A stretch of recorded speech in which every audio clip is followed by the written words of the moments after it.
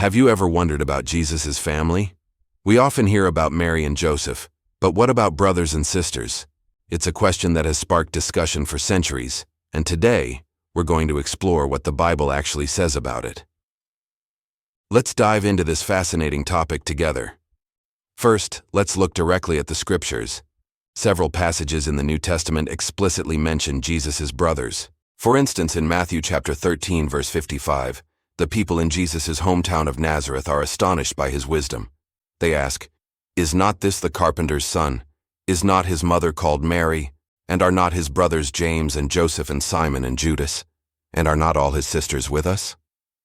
This verse doesn't just mention brothers, it names 4 of them, and even states that his sisters were living among them. The Gospel of Mark tells a similar story.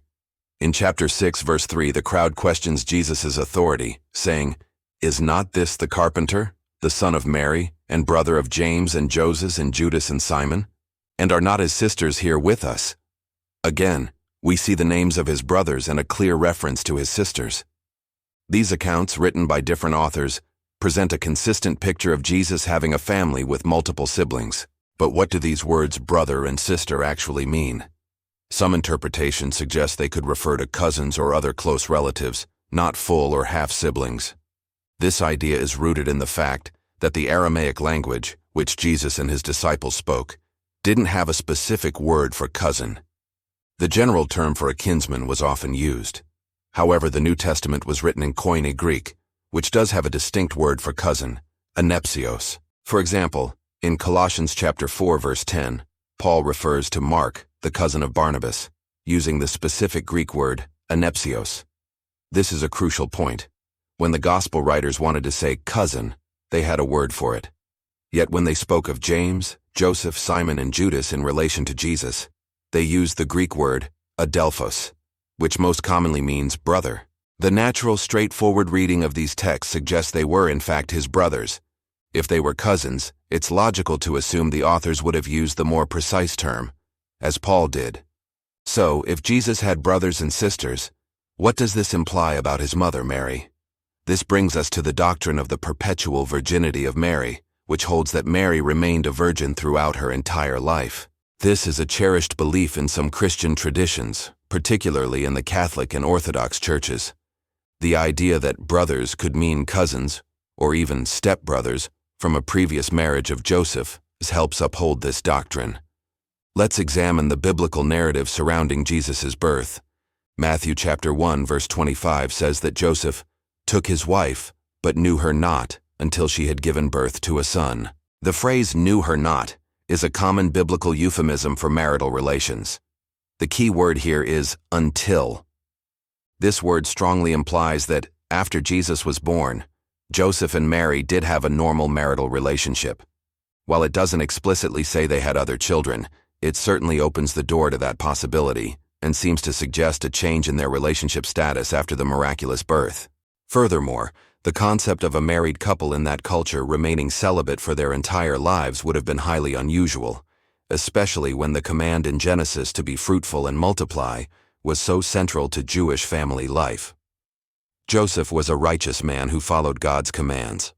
After fulfilling his unique role in protecting Mary and Jesus, it would be natural for him and Mary to build a family together in the conventional way. The Bible also gives us glimpses into the family dynamics. In John chapter 7 we read that, "Not even his brothers believed in him." This passage shows a very human, relatable family situation where siblings are initially skeptical of one of their own. This kind of tension makes more sense if they were true brothers who grew up with Jesus, witnessing his ordinary life before his public ministry began. The journey from disbelief to faith is a powerful theme, and it becomes even more poignant when it involves one's own family. And indeed, his brothers did come to believe. James, who is named as Jesus' brother in Galatians chapter 1 verse 19, became a prominent leader in the early Jerusalem church. He is traditionally credited with writing the Epistle of James in the New Testament, a book filled with practical wisdom. The transformation of James from a skeptical brother into a pillar of the church is a powerful testimony to the reality of Jesus' resurrection. Likewise, another brother, Judas, also known as Jude, is believed to have written the Epistle of Jude. These men didn't just become followers, They became influential leaders who dedicated their lives to spreading the message of their brother Jesus. Thinking about Jesus having siblings doesn't diminish his divinity or Mary's special role in any way. In fact, it can make the story even more profound. It grounds Jesus in a real human family. He experienced family life with all its joys and challenges.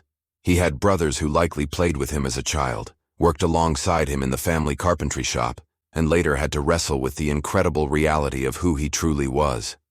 This perspective highlights the fullness of Jesus' humanity. The book of Hebrews tells us that Jesus was made like his brothers in every respect, so that he could become a merciful and faithful high priest. Having siblings was part of that human experience. It shows us that Jesus understands our family relationships, our moments of doubt, and the joy of reconciliation. So when we read the Gospels and see references to Jesus' brothers and sisters, the most direct and simple understanding is that Mary and Joseph went on to have other children after Jesus was born. This view aligns with the language used in the Greek text, the description of Joseph and Mary's relationship, and the very human interactions described between Jesus and his family. Ultimately, whether you view them as brothers, stepbrothers, or cousins, the key takeaway is the incredible journey of faith his family members took. Imagine the transformation required for James to go from a disbelieving sibling to a martyr for the cause of Christ. It's a testament to the life-changing power of Jesus. This exploration isn't about creating division, but about reading the scriptures with fresh eyes and an open heart, seeking to understand the story more fully. Thank you so much for joining me on this journey through Scripture today. I hope this discussion has given you some food for thought. If you found this video helpful and interesting, please give it a thumbs up and consider subscribing to the channel for more content like this. We'd love to have you as part of our community. God bless and see you next time.